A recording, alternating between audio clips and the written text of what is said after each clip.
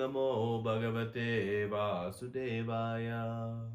Om Namo Bhagavate Vasudevaya.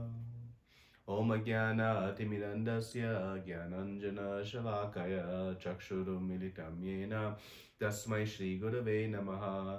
Shri Chaitanya Manobishtam Stapitam Yena Bhutale Swayam Rupa Kadamayam Darati Swapadantikam Vandeham Shri Guru Shri Uta Padakamalam Shri Gurun Vaishnavamsha Shri Rupam Sagratam Sagana Raghunatam Vitam Tam Sajivam Sadvaitam Savadutam Paridasaitam Krishna Chaitanya Devam Shri Radha Krishna Padan Sagana Lalita Shri Vishakhanvitamsha Hey Krishna Karuna Sindhu Dinabandhu Jagatpate Gopesha Gopika Kanta Radha Kanta Namostute Tapta Kanchana Gaurangi Radhe Rindavaneshwari Vrishabhanu Sute Devi Pranamami Hari Priye Vanchakalpa Tarubhyascha Krupa Sindhubhyevacha Patitanam Pavanebhyo Vaishnavebhyo Namo Namaha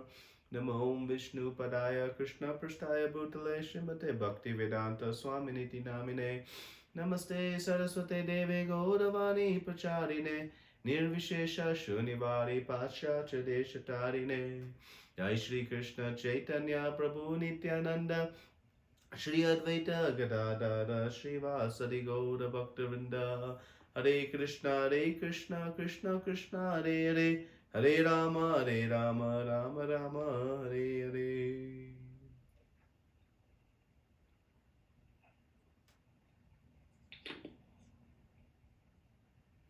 Hare Krishna. So, welcome to our continued study of Bhagavad Gita. So today we'll be discussing this last half or the second half of chapter 17. Title of this chapter is Divisions of Faith. So we've been talking about worship and faith in the different modes, and now Krishna is going to continue speaking about other activities. We spoke about foods in the different modes, and now the next three verses, starting from verse 14, Krishna is going to speak about austerities, and austerities of the body, of speech, and of mind. So three types of austerity. And the difficulty of performing the austerity increases from body to speech to mind. It's easier to perform austerities of the body than it is to perform austerities of speech, and the most difficult is austerities of the mind. And so we'll talk a little bit about that. So in verse 14, Krishna says, austerity of the body consists in worship of the Supreme Lord, the Brahmanas, the spiritual masters, the superiors like the father and mother, and in cleanliness, simplicity, celibacy, and non-violence. So austerity of the body is very, very important. And the first aspect of austerity that Krishna refers to here is this idea of respect. And you know, this respect for all is critical in our life. You know, we see in Shikshatakshtakam prayers, you know, amanina manadena, respecting everyone, but not expecting any respect in return. And so it's important. And here we see, you know, it's often easy for us to respect, you know, our guru, because there's so much love and adoration, and that is of utmost importance and critical. But we see a more expansive that you know, one should respect certainly their spiritual master, of course, respect of Krishna, but must go much further beyond those who are very dear to Krishna, the Brahmanas. You know, Krishna is Go Brahmana Hitayacha. He's a protector of the cows and the Brahmanas. So our respect must also be for the Brahmanas and the cows. All the demigods, you know, they are, you know, empowered servants to Krishna. You know, though we worship Krishna, our respect should be very broad. You know, our elders, mother and father, we owe an extraordinary amount of gratitude to our mother and father for enabling us to participate in the process of devotional service, even if their enabling feature was indirect. And so we owe an extraordinary amount of gratitude and respect to our mothers and fathers. And so this is very broad, and Prabhupada goes on to say that one should offer respect to any person who is conversant with Vedic knowledge. So, maybe, that takes a very, broad representation, and ultimately recognizing that everyone is part and parcel of Krishna. It paints a very broad canvas for us to show our respect. Again, our worship is one, mamekam. Krishna says, you surrender unto me. But our respect is very broad. Now, one question is, how is showing respect and austerity of the body, we might wonder. Well, when we show respect, we are performing some service. We are using our body as a means to render some service, to express our love and respect, offering some help, maybe sacrificing some of our time. And so then that way, it is considered an austerity. Some of the other aspects of austerity of the mind that Krishna refers to is cleanliness. Cleanliness we've talked about, both of the body and the mind, internally and externally. One should maintain the body in a very clean state.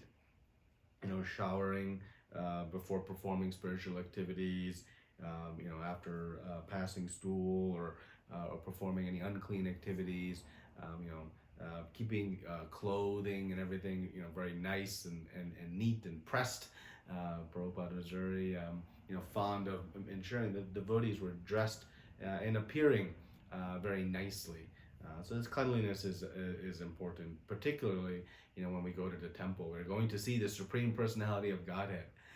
And so dressing, in clean clothes and again, be maintaining this. It's a bit of an austerity. It takes some time, takes some effort, does it not?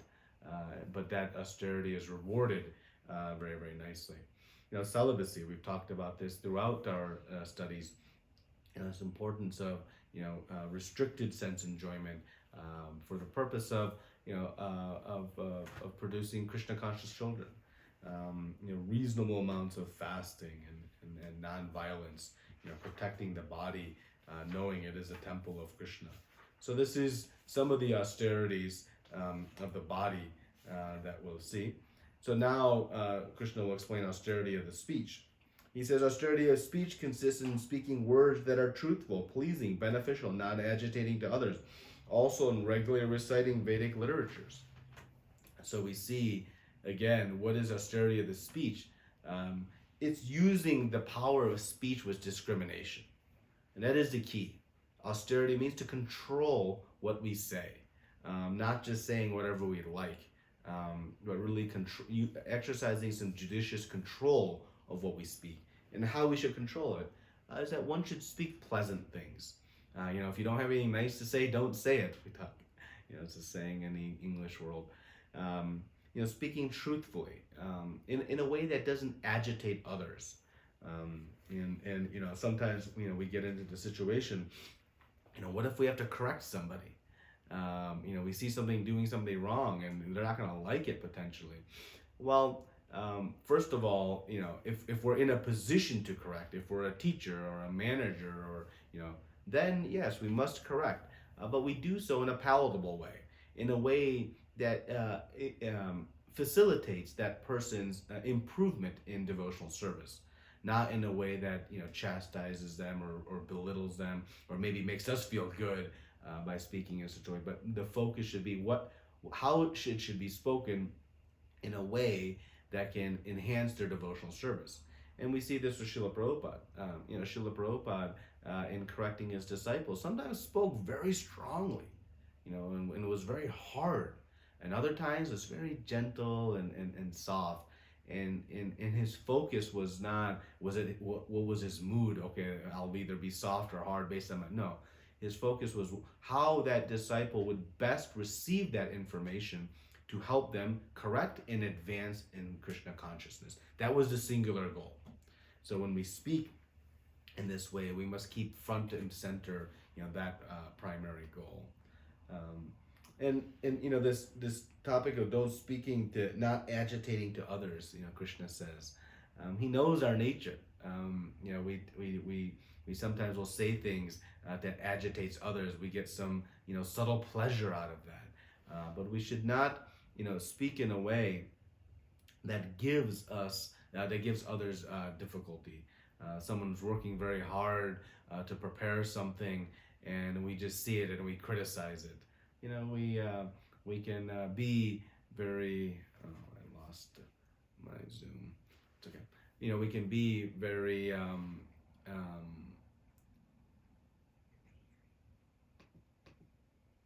One second. Okay, sorry, I'm back. Can you hear me okay now? Yes, Okay. Yes. Okay, it just cut out for a second. So Yes. again, speaking in a way of this agitation, even if we see things that are not quite right, appreciating maybe the effort that went into it, and being very kind with our words, and it takes some restraint, and thus it is an austerity. Prabhupada writes to speak the truth, but not the bitter truth necessarily. Idea again, not to give others difficulty by our words. Sometimes even, in devotional circles, oh, did you hear so and so said something? So and so said something about somebody else like that. Just repeating somebody else's bad words and bad comments is our own contribution to that, and so we should avoid those types of tendencies. Passing along information that is not very kind or nice. Sometimes we like to speak our mind. I want to give this person a piece of my mind. We should really bite our tongue. That is the austerity of the tongue. And Srila Prabhupada writes, and Krishna writes, that also an austerity of the speech is to speak about the Vedic literatures, and one should quote from scriptural authority to back up everything one is speaking, and one should speak on our shastra. That is an austerity of the speech, not to speak on any other nonsense or prajalpa, as Rupa Goswami explained in Nectar of Instruction. So these are different aspects of austerity of speech that one can try to follow and do so in a very pleasing way. Then we see in 16, Krishna says, and satisfaction, simplicity, gravity, self-control, purification of one's existence are the austerities of the mind. So the austerities of the mind are the most difficult. It's easier to control our body.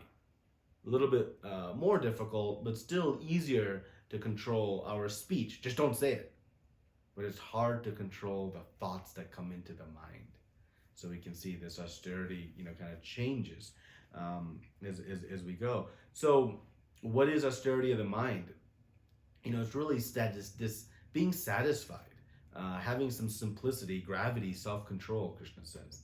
The key is, this simple mind, this simple living.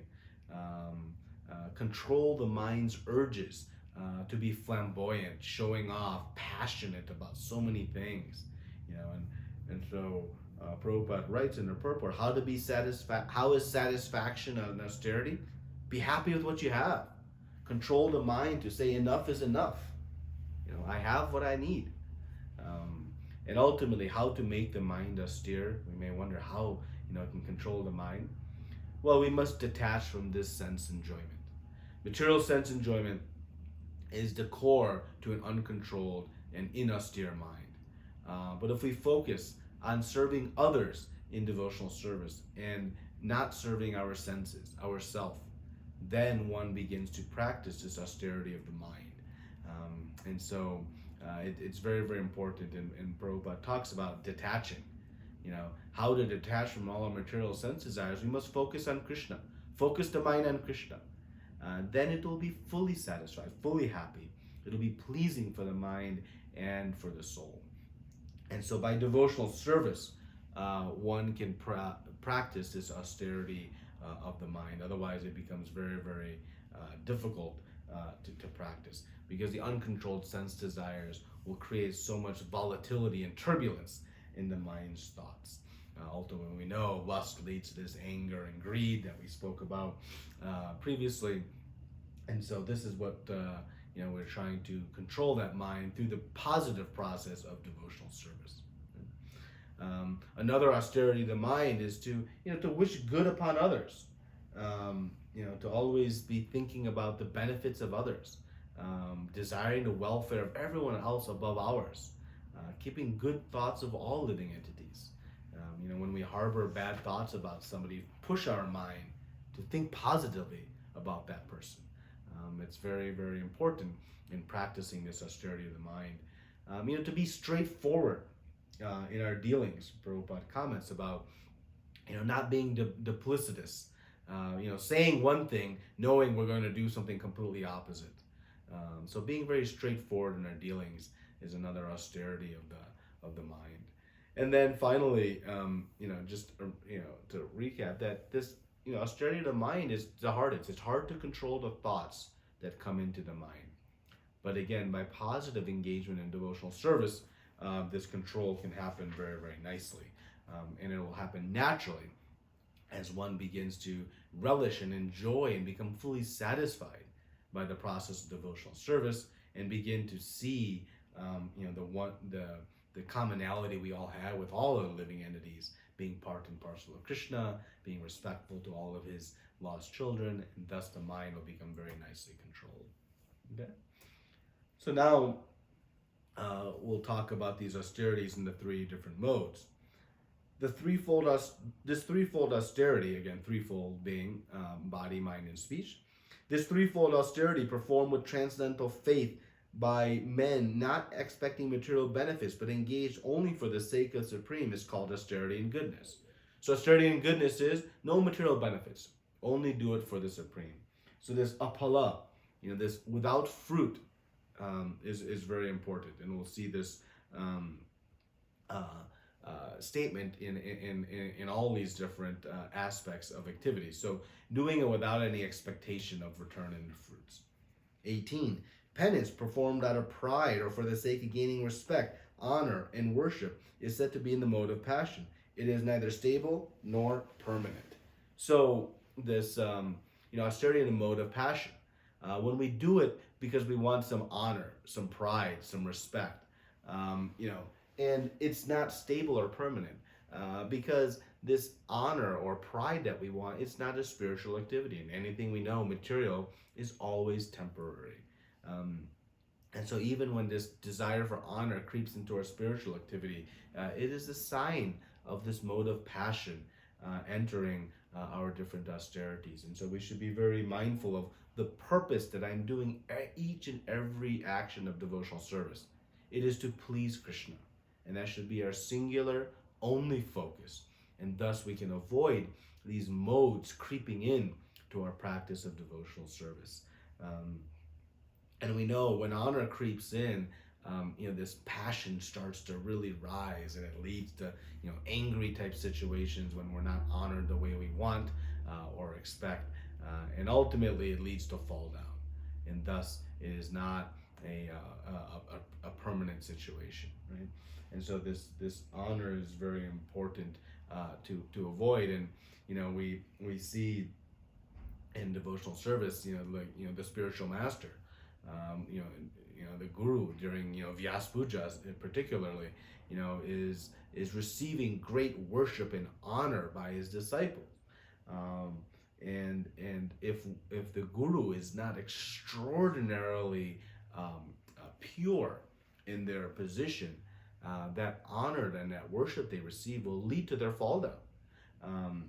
But the guru is receiving that honor and that worship from the disciple as a service to Krishna, knowing that as the disciple learns to worship and serve the guru, they'll ultimately learn to surrender to Krishna.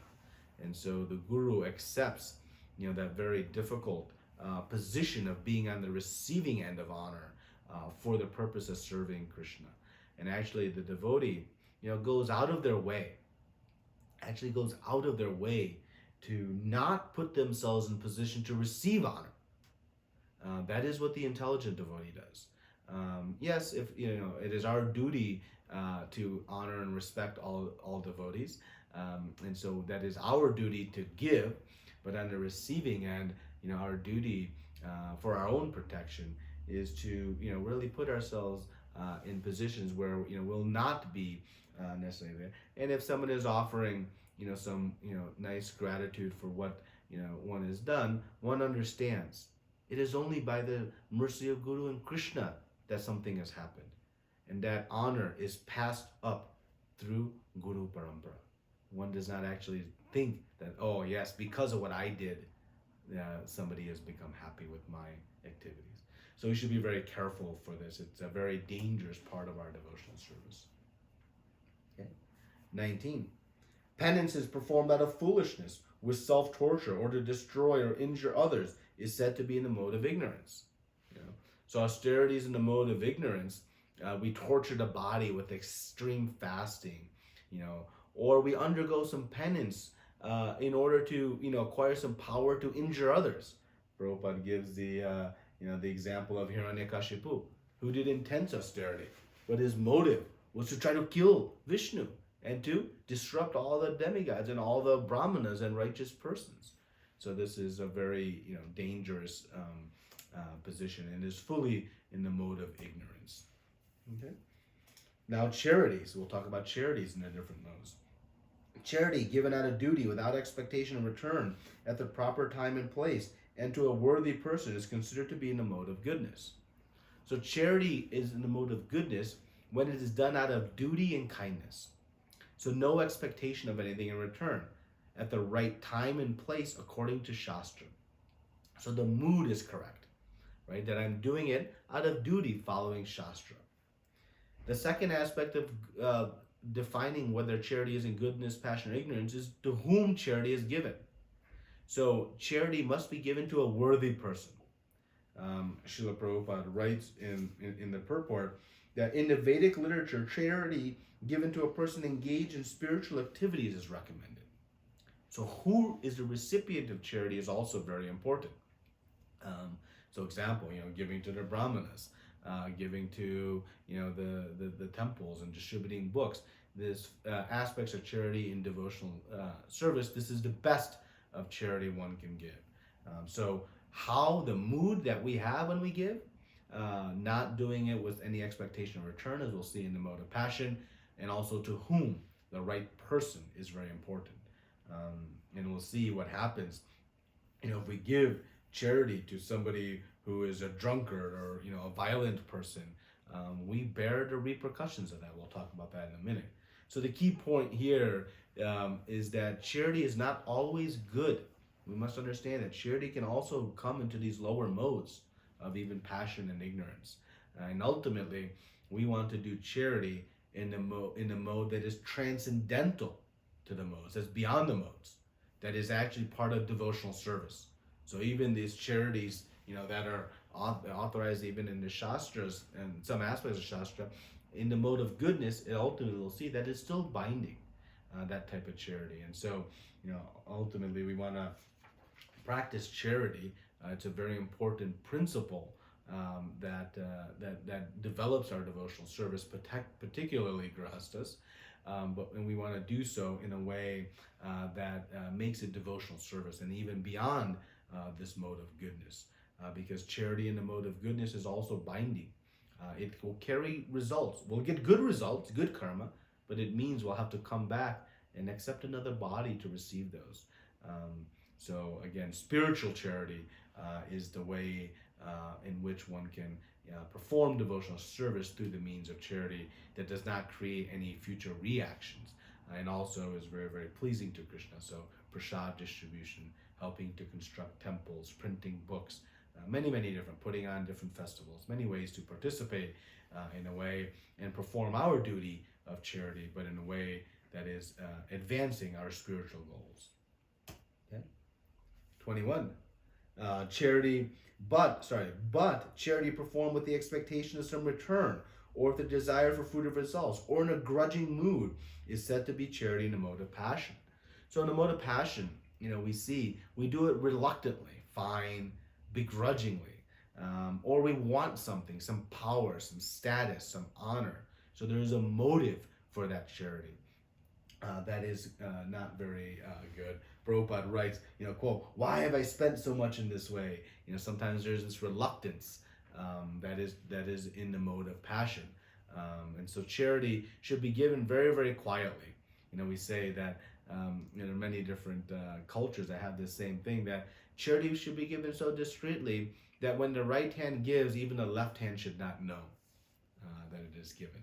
And in this way, we can avoid the potential, oh, I'm giving to be respected by others, or to make it known that I'm doing such and such. Okay. Now 22. And charity performed at an impious place, at an improper time, to an unworthy person, or without proper attention and respect, is said to be in the mode of ignorance. So in the mode of ignorance, charity, giving money to someone who is going to use it to buy, alcohol, or to perform other sinful activities. This is all in the mode of ignorance, not knowing who is the proper recipient. Even if our mood is okay, we must be very careful of the recipient. Because whatever bad sinful activities one may do with the support of our charity, we bear a proportion of those reactions, because we are a facilitator, we are an accomplice to that activity. So, when we give charitable funds, we should be very mindful how that money will be used, because if it is not used in a spiritual way, then we will bear a proportionate share of those results. And so that can be, very, very careful, very dangerous for us. So we should be careful, kind of where we offer our charitable support, so that one can help the recipient, but also bring about a positive outcome for ourselves as well. Okay. Again, we can talk a lot about that, but in the interest of time, we'll move on. So now, to conclude the chapter, Krishna is going to speak about, he has been speaking about how, our faith, our worship, our food, austerity, sacrifice, charity, how all these are in the different modes, and how we can identify which mode is predominant within us. But remember, all the modes ultimately are binding, and they're not good for us. Whether we are first class, second class, or third class jail cell, we're still in jail. And so the ultimate goal is we must come beyond the modes, transcend the modes. As I think Boris Prabhu says here, if you're going to drink poison, whether you're drinking it from a golden cup, a silver cup, or a rusted cup, it doesn't really matter. It's still poison. The point is that real spiritual elevation occurs when we go beyond the mode of goodness. And so we must work to transcend this mode of goodness ultimately. Otherwise, we'll have these binding reactions that will bring us back to this platform of the human body, and then we'll have more reactions, and also the potential to fall from even that point of mode of goodness into the lower modes.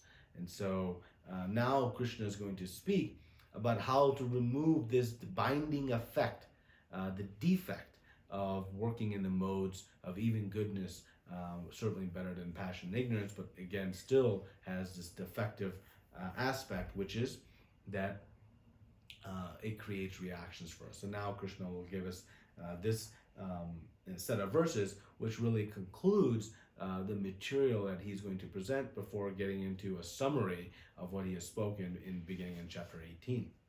So Krishna says in 23, from the beginning of creation, the three words Om Tat Sat were used to indicate the supreme absolute truth.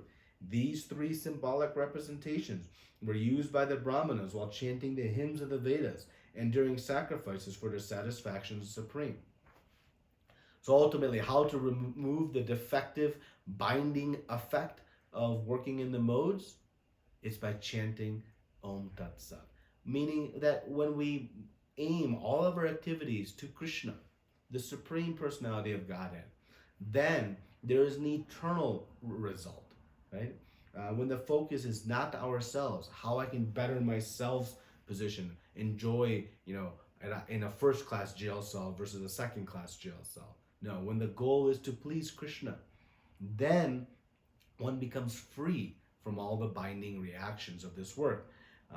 Otherwise, every activity we do, if Krishna is not the objective of our action, it has some reaction that we'll have to take. It's very black and white. Work done for the self ultimately is bad. Work done for Krishna is always great and beneficial. Right? So when chanting Om Tat Sat, we make the goal the Supreme Lord. And thus there's never any loss to those activities. Because Krishna is eternal, the activities that are performed there are also eternal. Right? And so Krishna writes that the words Om Tat Sat were used to indicate the supreme absolute truth. And of course, we know that the supreme absolute truth is the Supreme Personality of Godhead, Lord Shri Krishna. So all the Vedic sounds, they emanate from the Om syllable, and we know when it is chanted, it purifies whatever activities we're doing, whatever mode we may be in, even the lower modes. When we begin to chant the sacrifices, the austerities, the charities, they become purified and they elevate us. So again, the key point here is all of our activities should be accompanied by Krishna's names to remove any impurities, any defects in what we may be doing. And ultimately, we know that Chaitanya Mahaprabhu has established that the best and most potent chanting for us is, of course, chanting of the Mahamantra that gives us this extraordinarily purifying effect. Right? So, following the Vedic path in a mode of goodness, again, is not Krishna's conclusion, because it is still binding. It is saying, transcend, go beyond. Better than the mode of goodness is Shuddha Sattva, pure goodness. And that is what Krishna will continue to explain here, now starting in verses 24 through the end in 28. Therefore, transcendentalists undertaking performance of sacrifice, charity, and penance in accordance with the scriptural regulations begin with the Om to attain the Supreme. So now here Krishna is saying, what do those who really know what is best do? He says, therefore, meaning to avoid these binding reactions, what does one do? They undertake these activities, the different sacrifices, charity, and penance. They do so, but with Krishna in the center, and that is the key. So when we chant Om, it is referring to the desire to attain Krishna. Om is a name of Lord Vishnu. It means woven. The actual meaning of Om means woven, and it's referring that the whole world is woven into the support of the Supreme Lord. Just as we say, Krishna is present everywhere, and at the same time, simultaneously, far away in the spiritual world. So that is this chanting of Om is referring directly to the Supreme Lord and the maintainer of everything that we are doing. In 25, without desiring fruitive activities, one should perform various kinds of sacrifice, penance, and charity with the word tat. The purpose of such transcendental activities is to get free from the material entanglement. So when we chant tat, it refers to the liberation from the material world, getting out from the modes, free from bondage. And tat means that which pervades all existence, that is Krishna. So this is what one chants to refer to this objective of getting beyond the modes. And then in 26 and 27, Krishna says, the absolute truth is the objective of devotional service and is indicated by the word sat. By the performer of such sacrifice is also called sat, as all works of sacrifice, penance, and charity, which, true to the absolute nature, are performed to please the Supreme Person, O son of Pratap. So, sat refers to the eternal, flawless, perfect. And who is eternal and flawless? It is Krishna. Yes, we are eternal, but we are not flawless, as we saw in chapter 15. All the work done for Krishna then results in an eternal benefit. And so all the activities for the Lord's pleasures ultimately carry an eternal result, which is beneficial, and it is flawless. So we never lose any of that. And Krishna said that in the very beginning in the second chapter, right? So, and we see that there's kind of three meanings of sat, or eternal. That the devotees are eternal, because the eternal activity of the devotee is devotional service, pleasing Krishna. That is an eternal activity. The activities themselves are eternal, and Krishna is also eternal. So kind of three layers of eternal that is presented in the Sat. So again, a little bit of technical presentation, but the key point here is that all of our activities should be aimed with Krishna in the center. And when we do, they become perfect, and thus Krishna will tell us at the end, abandon everything and just surrender unto me. But what happens if we don't? Krishna says, anything done as sacrifice, charity, or penance without faith in the Supreme, O son of Pratha, is impermanent. It is called asat and is useless both in this life and the next. Krishna makes a very strong statement here that your charity, your penance, even in a mode of goodness, ultimately it is useless. So why useless? Well, if Krishna is not in the center, it is better good not doing it at all. Because those activities, again, without faith in Krishna, without Krishna being the objective of that activity, will bring more reactions, more births, and more suffering, and ultimately lead to our downfall. Right? So Krishna here is saying very strongly, it's useless. We should only do what will increase our devotional service. That is the activity worth doing. And that is kind of the summary and the summation of what we should do. Anything else will keep us bound within this world. Yes, maybe in a first-class prison cell, but still will be bound in this material world. So it's very important that we understand and learn the distinctions between what is devotional service and what is activities in a mode of goodness, passion, and ignorance. Otherwise, we'll think we have achieved it all by achieving the best jail cell within the prison house. And so one, of course, who takes to Krishna consciousness is transcendental, beyond the modes, and is much better than the gradual elevation, which was discussed in the earlier parts of this chapter. And that's the ultimate message here in chapter 17, is that one should take directly to devotional service, not the gradual process. Regardless of where our faith is, where our worship is, what foods we are eating, we may be fully in a mode of ignorance. One should take to the process of devotional service and begin to purify and achieve the ultimate results. Right? And so in these last 5 verses from 24 to 28, Krishna is telling us his real desire, which is to give up all the modes and engage in devotional service. Have faith in Shastra, and transcend the modes, and thus one will find eternal bliss and happiness. And that is Krishna's ultimate desire for all of us, to be permanently happy, enjoying in devotional service with him. So I just wanted to read the last paragraph that Srila Prabhupada writes in the purport. It's a very wonderful summary that he gives. So this is the last paragraph in the purport. He says, in the conditioned state, people are attracted to worshiping demigods, ghosts, or yakshas like Kuvera. The mode of goodness is better than the mode of passion and ignorance.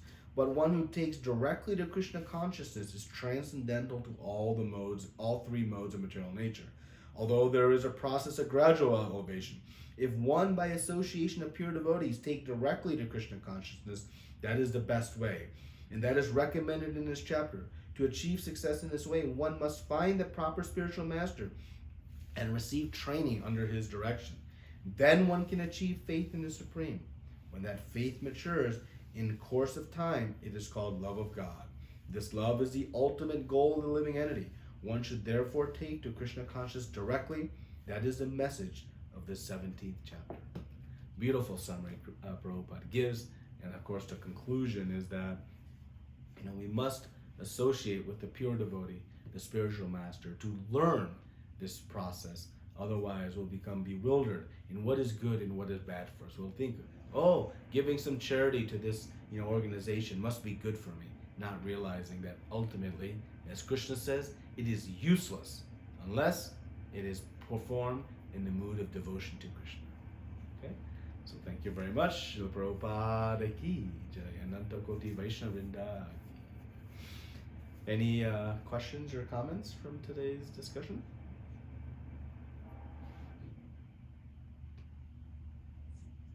Hare Krishna Prabhuji, thank you for the wonderful class. Hare Krishna. Hare Krishna. Thank you, Burji. Hare Krishna. Hare Krishna Prabhuji, Dandavat Pranam. Hare Krishna, Burji. Dhanavad Pranam. Prabhuji, thank you for the nice class. Very neat and clean, no variation. It's all calm. But I have some question is that when we study about the faith in goodness, we say the demigod worship is a faith in goodness. When we say austerity, the austerity which is performed without any desire. So my question is when we say austerity, the austerity comes from the faith. So however our faith system, based on it, we will follow the austerity. So I'm feeling some gap between the faith in goodness to austerity in goodness. Could you please clarify that? Yeah, so when the faith is in goodness, we know that one worships a demigod. But that worship of demigods is out of duty, out of responsibility, understanding the provisions the demigods are arranging for our existence, not out of to obtain some material benefit, which is the conventional purpose of worshiping the demigods. So when one worships the demigods for some, material gain, then that is in the mode of passion. But the worship of the demigods out of sense of duty, following the scriptural injunctions, then it becomes in the mode of goodness. So the mood or the purpose of our worship is what will define also what mode it is in, not just the object of our worship. So it's dual-fold. Whom we are worshiping and why. Just like charity. Who we are giving to charity and why. Right? So we have to kind of couple both of those together to define which mode. And again, remember, every activity, it won't be necessarily purely in one mode or the other. Right? It can be a blend, a mix of different modes, but one may be more predominant. So that's how we understand the two. So I'll carry who and why. Last question, Prabhuji. In the chapter, 9th chapter, Krishna said that I am that Brahma. So Krishna disclosed in 9th chapter that I am that Brahma. And also in 15th chapter also I say that I am that the super soul who is behind both the fallible and infallible. So Kshara and Akshara. But now in 17th chapter, Krishna saying that at the 1723 sloka, Krishna asking to chant Om Tat Sat. So where the Om Tat Sat represents the Brahman feature of Krishna, not direct personality of Krishna. So why this is coming again? Means basically I am thinking that initially Krishna said I am that Brahma. Now Krishna saying it to chant Om Tat Sat, which is actually Brahma. So, just remember, so Om Tat Sat refers ultimately to the absolute truth. It's not just the impersonal Brahman. So, because remember, Brahman is inclusive of both the impersonal and personal feature of the Lord. And he is Para Brahman. Right? So, the Om Tat Sat refers to the eternal, absolute, ultimate truth. And that is Krishna, the Supreme Personality of Godhead, as established as Purushottama in 15. So, but you're right, transcendentalists, many spiritualists, refer to Om Tat Sat in the impersonal feature. But the actual underlying meaning of Om Tat Sat refers to Krishna, the Supreme Personality of Godhead. So that's the ultimate conclusion. But the impersonalist will take a kind of a partial understanding of that mantra.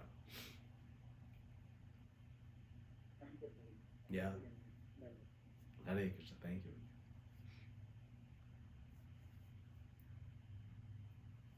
Hare Krishna, Prabhu. Thank you always for such a wonderful class. Dhanavad pranams. Very inspiring and Hare Krishna. interesting results. Thank you so much. So I like how you differentiated that it is easier to have austerities of the body than it is harder to control speech, than harder to control mind. And you know, that's definitely so. I find speech is very difficult to control, and you know what to say to the mind. When speaking of austerity of the speech in being what in Kali Yuga, the reality can be harsh. So what if, you know, being truthful can be harsh? What to say when the truth itself is harsh? Yeah, and so, you know, we have to really understand when we are speaking to somebody, what is our role with that person, right? So we first must understand, you know, am I a person that's responsible for helping that person progress in devotional service? So do I have a role in that person's progress in devotional service? So we must first understand that, because you know we often want to comment about a lot of things. You know, we see so and so doing this, we see so and so doing that, and we want to comment.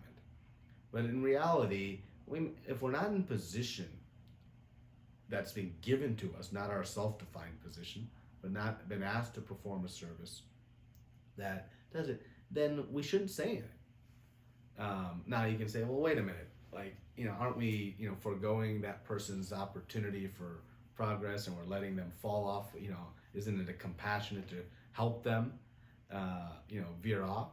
Absolutely. So then, you know, we might speak in ways that are, again, going to be beneficial for that person, that are going to help them, inspire them.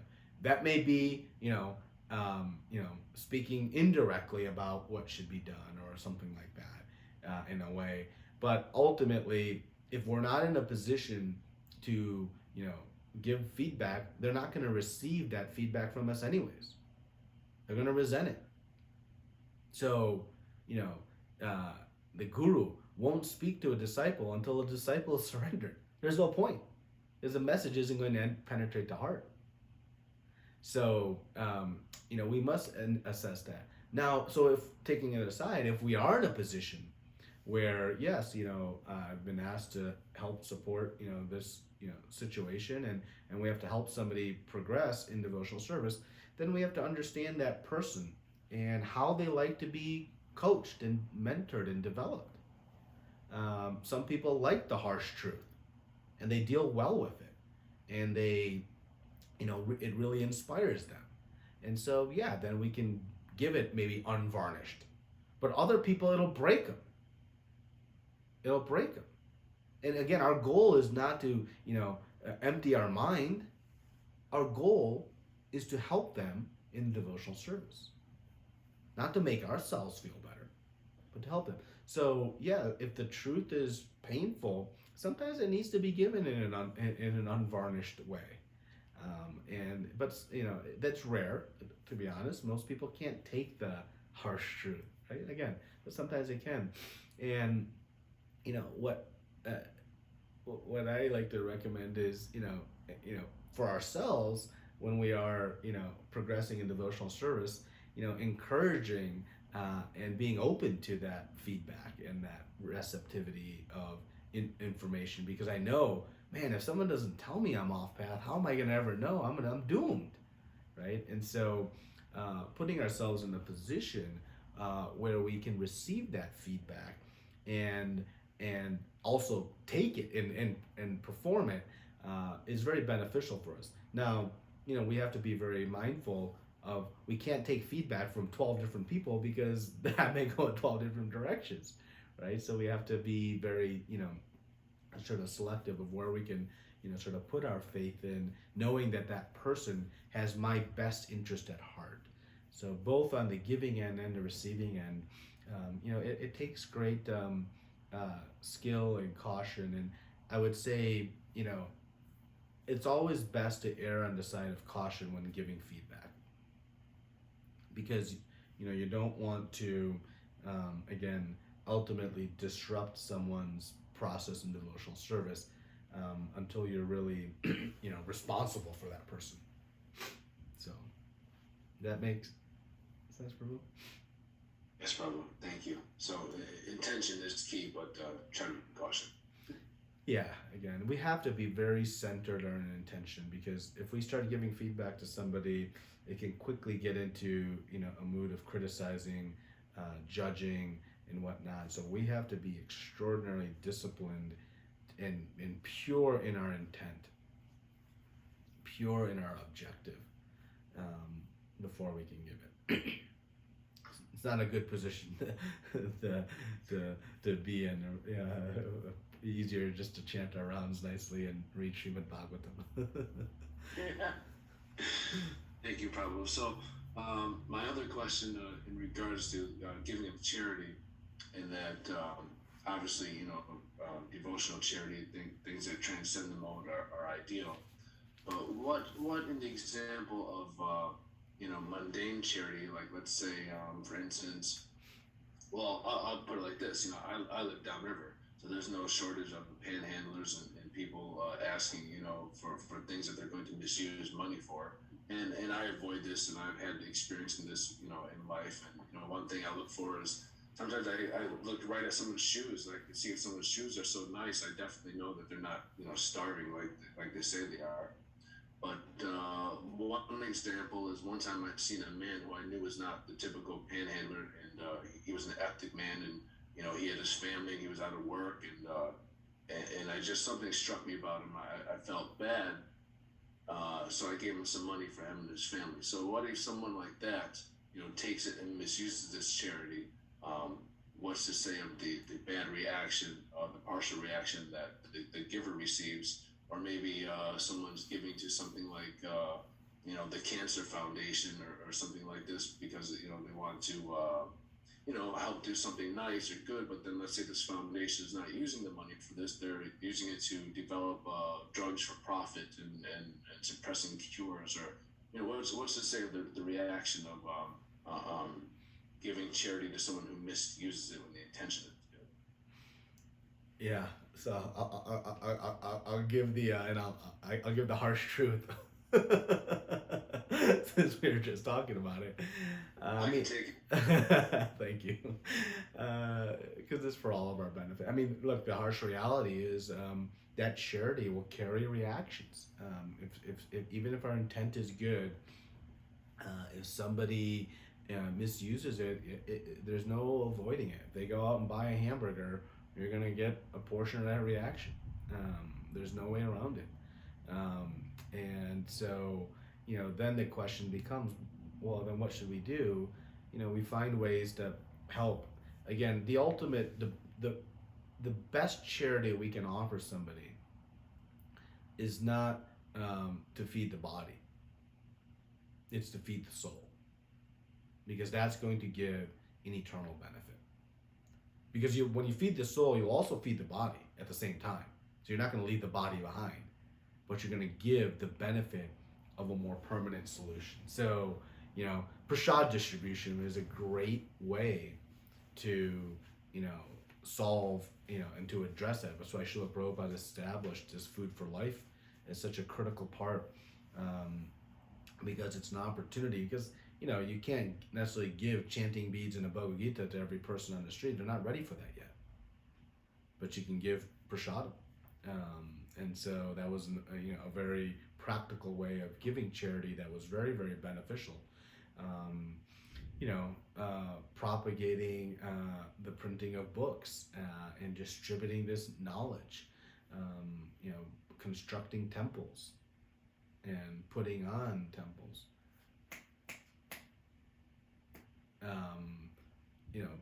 putting on these different,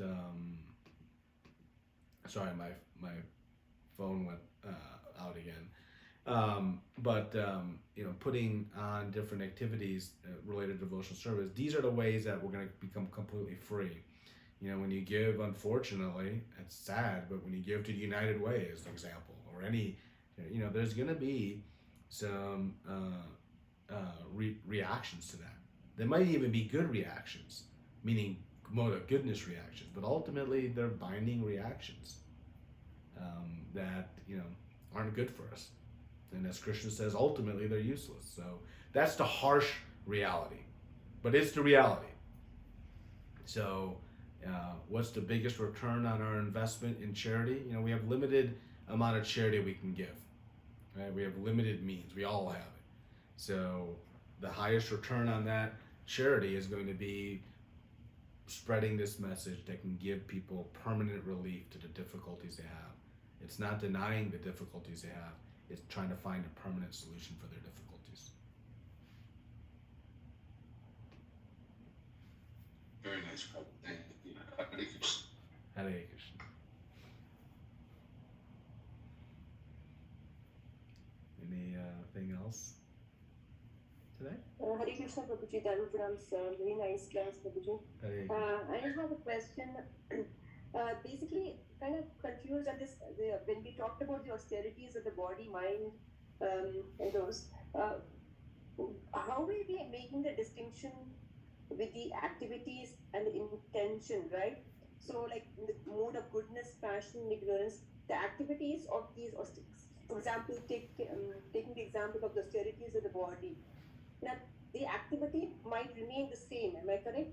And it's just the intention which is changing in the three of them, the goodness, passion, and ignorance. When we talk about an austerity of body, like say severe austerities we are doing on oneself, or doing fasting could be for material desires too, that could come in the passion, because many of the festivals and rituals they talk about those. Yeah, you're right. So the activities generally are pretty similar. Fasting, you give a great example, right? You can fast in the mode of goodness. You can fast in the mode of passion or in ignorance, right? So the activity is the same, but the purpose, the intent is different. Just like worship. You can worship, but who you're worshiping defines which mode it's in. So, you eat, but what you eat defines the mode. So the activities are generally similar, but it's the intent and the purpose that defines which mode it's in. So you have it reconciled nicely. But here, when we talked about austerity of body, when we talked about in the mode of goodness, we are saying that that is with the purpose of worshipping the Supreme. Then how do we make a distinction between the mode of goodness and one which is a transcendental and which is beyond that? Because in both the cases, the intention is again the worshipping the Supreme, right? Yeah, so in the mode of goodness, remember, one is following Shastra. Now, one is, and Shastra ultimately is aimed at worshiping the Supreme. But in the performance of some of the initial stages, one necessarily hasn't yet developed a transcendental objective. So it's a little bit of Srila Prabhupada and Krishna giving us the benefit of pushing us further towards devotional service.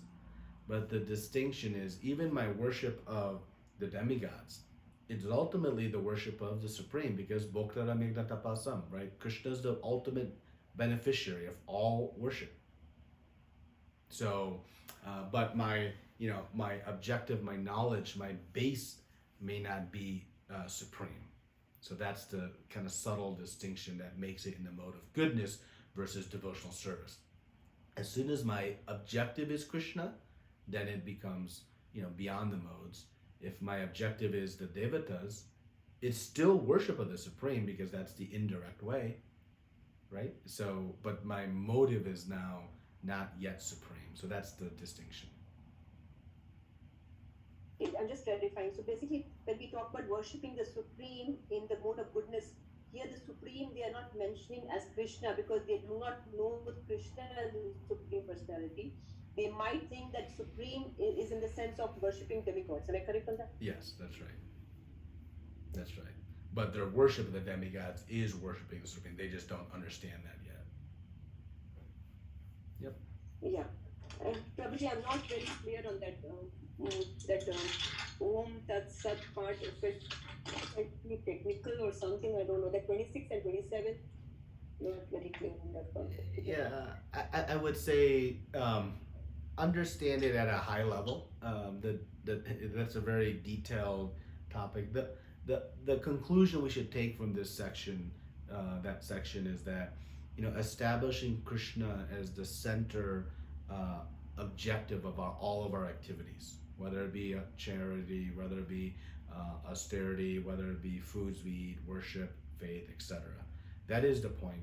And by chanting Om Tat Sat, we are, establishing Krishna as the center. It is the purifying activity for all the work we do. And again, in summary, Om is referring to Lord Vishnu. Tat is referring to this aspect of liberation, free from the material world. And Sat refers to the eternal nature of the Supreme and these activities. So understand it at that level. We don't have to get so far into details. And the ultimate conclusion is, we chant our Maha Mantra, which is inclusive of all of these different indications and references. And so don't start chanting Om Tat Sat, thinking that, okay, Krishna says this. Ultimately, Krishna is telling us to chant his names, his glories, his pastimes, his qualities. Thank you, Prabhuji. That was my next question.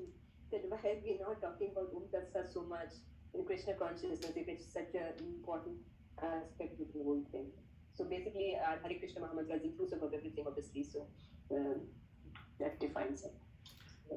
Remember, Krishna gives entry points for everybody. Right? So he gives entry points. If you're attracted to a certain aspect, okay, you can start there. But ultimately, Krishna is going to say, Man mana, think of me. Right? He says, think of me. Offer your homages to me. Give up everything else. So that's going to be his conclusion to us. So, but he gives, again, different entry points for folks to start their process. But ultimately, we come to chanting Krishna's names. And that's why the Maha Mantra is the highest and ultimate mantra. There are other mantras that might increase our faith to get there, but coming under the mercy of Chaitanya Mahaprabhu, we have one mantra to chant, and that is inclusive of everything. Thank you so much, Prabhuji. It's been such a wonderful journey. I'm just thinking that just 2 more classes only. Can't believe it. Hare. Very excited. Any other questions or comments?